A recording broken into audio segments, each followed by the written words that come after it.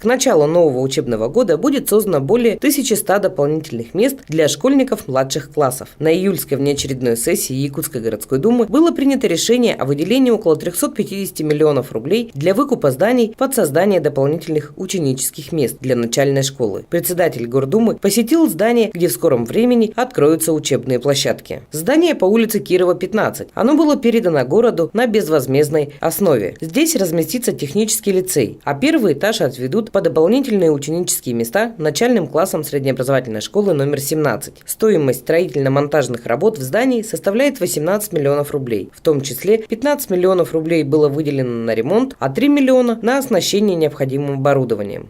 Также реконструируется помещение в многоквартирном жилом доме по улице Чайковского, 117/2. Здесь будет создано 240 учебных мест для среднеобразовательной школы номер 25 и среднеобразовательной школы номер 20. Город растет, рождаемость высокая, внутренняя миграция.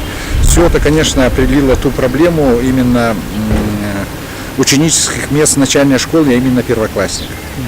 В рамках наших контрольных полномочий, традиционно мы это проводим, мы вместе с нашей постоянной комиссией по социальной политике провели объезд тех выкупленных зданий именно с точки зрения контроля за ходом работ и по срокам. Это дополнительно порядка 1112 ученических мест будет создано. Мы выкупаем 3 здания и одно здание, по Орджоникидзе 3, это будет начальная школа при Якутском педагогическом колледже, порядка 240 мест. Ну и где-то 200-300 мест. Вот сегодня мы на Чайковского 114/3 стоим. Здание новое.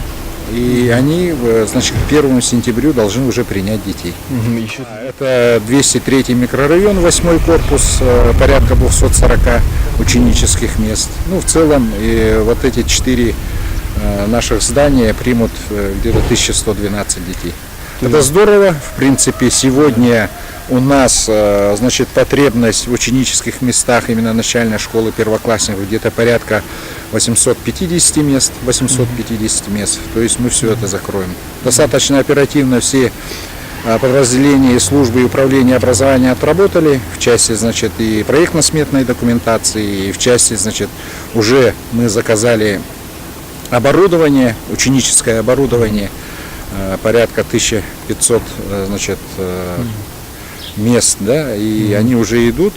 Понятно о том, что сейчас остался косметический ремонт, ревизия, коммуникаций, например, по Орджоникидзе 30, это школа Нины Алексеевой, лицей, старый Минфин, здание с Минфина.